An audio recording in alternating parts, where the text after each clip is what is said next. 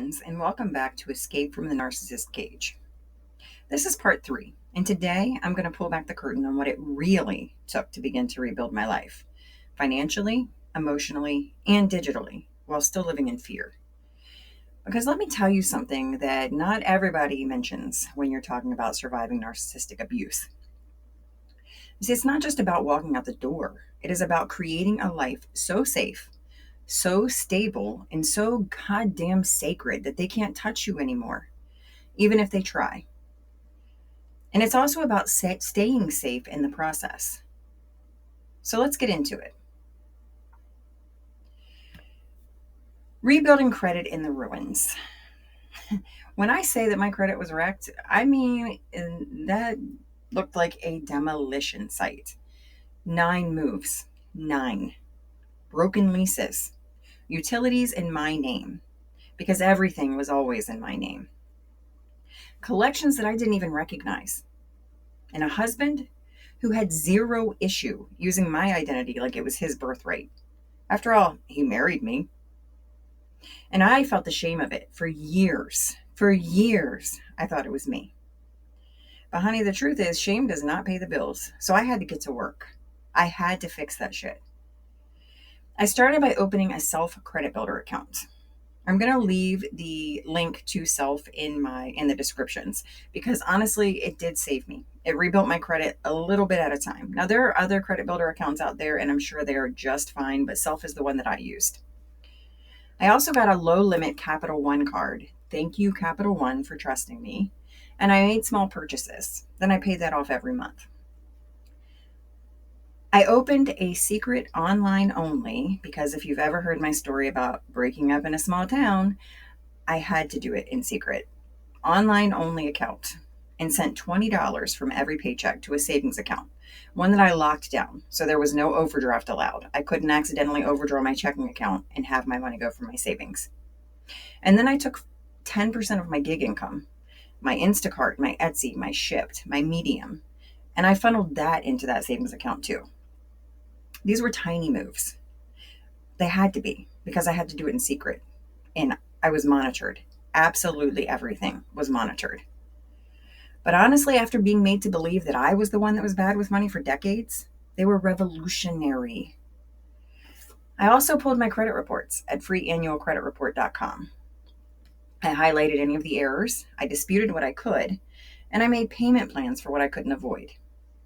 I tracked every step in a private spreadsheet that I had created in a separate fake email account.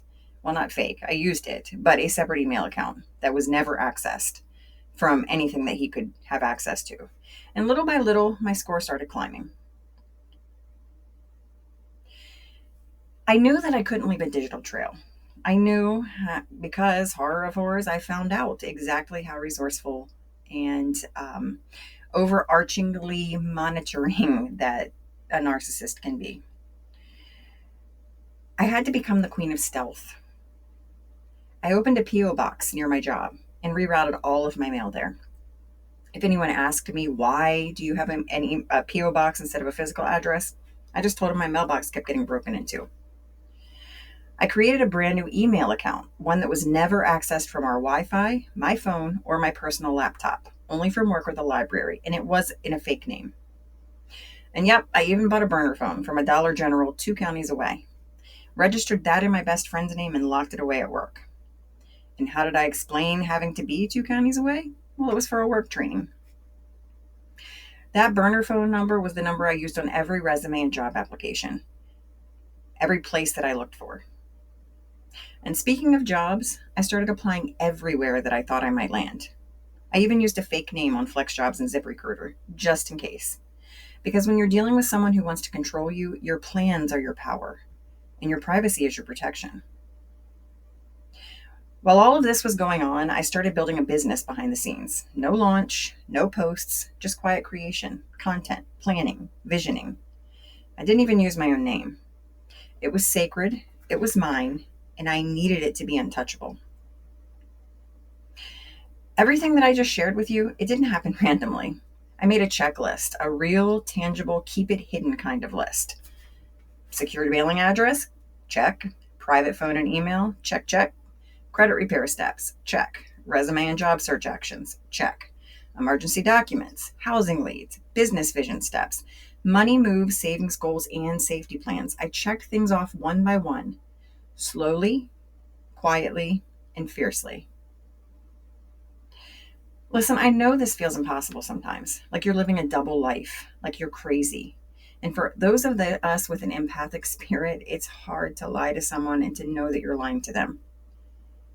You're not living a double life and you're not crazy. You're not. You're careful. You're brilliant. You are reclaiming your life in the smartest, safest way possible. And if you're in that place right now, hiding, planning, and hoping, I see you. I was you. And you can make it out, just like I did.